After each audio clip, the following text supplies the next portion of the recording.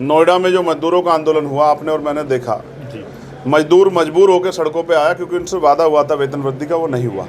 और फिर अब जो कार्रवाई हो रही है, 300 400 लोगों को बंद किया गया, उनके माँ बाप बिलख रहे हैं वहाँ। कोई बिहार का रहने वाला है, पैसे कमा के अपने परिवार को भेजता है, वो उसका पूरा जीवन, उसका घर सब बर्बाद हो रहा है क्योंकि उसको पता ही नहीं है, उन परिवार को तो पता है कि वो आदमी वहाँ कमाने गया, लेकिन पता ही नहीं कि वो जेल चला गया है। तो जिस तरह की हिंसा हो रही है वहाँ, एक वीडियो मैंने देखी, महिलाओं को मेल पुलिसकर्मी पीट रहे हैं, लात मार रहे हैं, डंडा मार रहे हैं, थप्पड़ मार रहे हैं, मुक्का मार रहे हैं। ये नारी वंदन जो आज लोकसभा में जो है संशोधन आया है 2023 का, अगर ये भारतीय जनता पार्टी की सरकार में इस तरह की महिलाओं के साथ, बेटियों के साथ मारपीट होगी तो कौन सा नारी वंदन का कार्यक्रम सरकार चला रही है। और तीसरा अति महत्वपूर्ण जो लखनऊ में हुआ है, विकास नगर में कैसे आग लगी, उस आग से कितना बड़ा नुकसान हुआ, उसका आकलन होना चाहिए। बहुत सारे लोगों के सपने जल गए हैं, उनको नुकसान हुआ है, सरकार उनको उचित मुआवजा दे और रहने की व्यवस्था कराए, ऐसी मैं सरकार से मांग करता हूँ। एक एक करके अपने प्रश्न। आगरा में ब्राह्मण समाज में आक्रोश है, अभी रैली निकाली गई थी उसको लेकर के, और मांग थी कि इनके खिलाफ कार्रवाई की जाए, जिसको लेकर के लगातार पुलिस ने मुकदमा भी दर्ज किया है, उस पर क्या कहना चाहते हैं? देखिए, सरकार है, पुलिस मजबूरी में मुकदमा दर्ज कर लेगी, लेकिन आप ये जानते हैं और मैं भी जानता हूँ कि कोई भी ऐसा अनैतिक कृत्य नहीं हुआ है जिस पर मुकदमे दर्ज हों। बाबा साहब की शोभा यात्रा निकल रही थी, कुछ नौजवान जोश में आके वहाँ चढ़ गए, कोई ऐसा अपमान नहीं किया है। बाबा साहब का वो किसी पार्टी का झंडा नहीं था, अशोक चक्र है उस झंडे में, और वो नोट पे भी है, तो इसे ऐसा किसी को आपत्ति है उस झंडे से तो नोट भी अपने घर के निकाल के फेंक दो सब।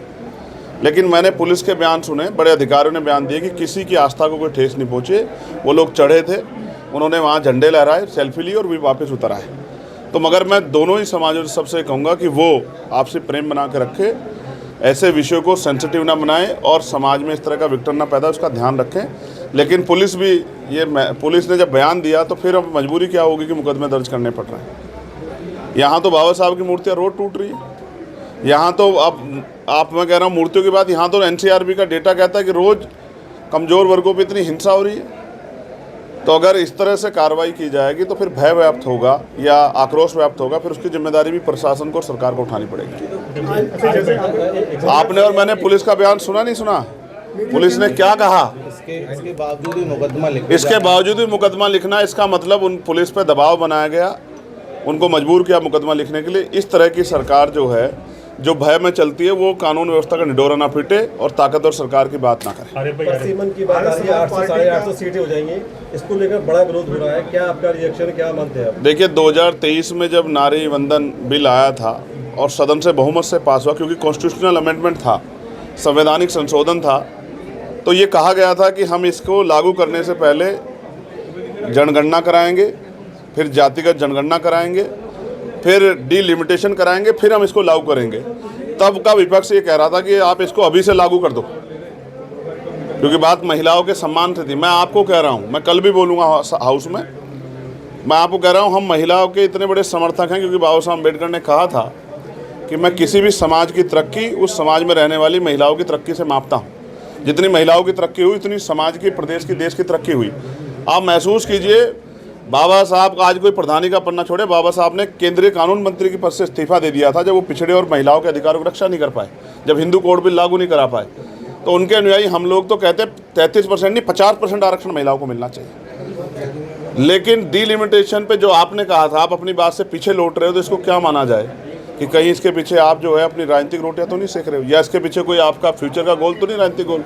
तो इसको ध्यान में रख के कल जब लोकसभा में हम लोग अपनी बात रखेंगे तो आप सब लोग सुनना, और देश भी सुनेगा, दुनिया में रहने वाले अम्बेडकरवादी भी सुनेंगे कि हमारा इस पे विचार क्या है और हमारी पार्टी का स्टैंड क्या है। लगातार आरक्षण का विरोध लोग करते हैं, इसके बावजूद भी कहते संसद में महिला आरक्षण बिल पास होने जा रहा है। किस तरह की मानसिकता नजर आती है जो आरक्षण का लोग विरोध करते हैं? देखिए, ये राजनीतिक है विरोध, वरना सच ये है कि जब 2019 में आर्थिक आधार पर आरक्षण 10% दिया गया, मैं बड़े सम्मान से कह रहा हूँ कि देश के non SC, non ST, non OBC non minority जो जातियां हैं उन्होंने अगर उनको आरक्षण इतना बुरा लगता है तो उनको उस आरक्षण का विरोध करना चाहिए, राजनीतिक स्तर गिर रहा है। विरोध करना चाहिए था और विरोध करके कहना चाहिए था कि आरक्षण से अयोग्य लोग आते हैं, हम लोग आरक्षण नहीं लेंगे।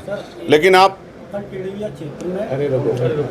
आरक्षण भी एक तरफ ले रहे हैं 10% और फिर आप दूसरे मुंह से आरक्षण का विरोध भी कर रहे हैं, तो इस बात को कैसे माना जाए कि जब आपको चाहिए हो तो हाथ फैला लेते हो और जब किसी और की बारी आती है तो सवाल खड़ा करने लग जाते हो। अपने अंदर खुद से ही जो है ये दो मुही बात है, इस पर सोचना चाहिए जो लोग विरोध कर रहे हैं। 50% आरक्षण का सवर्ण समाज उपयोग करता रहा है सदियों से, आज भी कर रहा है, तो वो आरक्षण सवर्ण समाज ले रहा है या SC ST OBC ले रहा है? देखिए मैं फिर कह, हर चीज़ की समीक्षा जरूरी है, गणना होगी, आर्थिक सर्वे के आंकड़े आएंगे, संख्या बल पता लगेगा तो सब कुछ सबके सामने आ जाएगा। अभी किसी पर टिप्पणी करना या कोई बिना डेटा की कोई बात करना ठीक नहीं है। ये बात सही है कि 10% लोगों पे देश की 50-60% पूंजी है, इस बात का तो सर्वे और डेटा है देश के पास कि मात्र बहुत चंद लोगों पे और इवन 1% लोगों पे 40% संपत्ति है। तो देश में आर्थिक संसाधन तो बराबर नहीं, इस बात को तो कहा जा सकता है।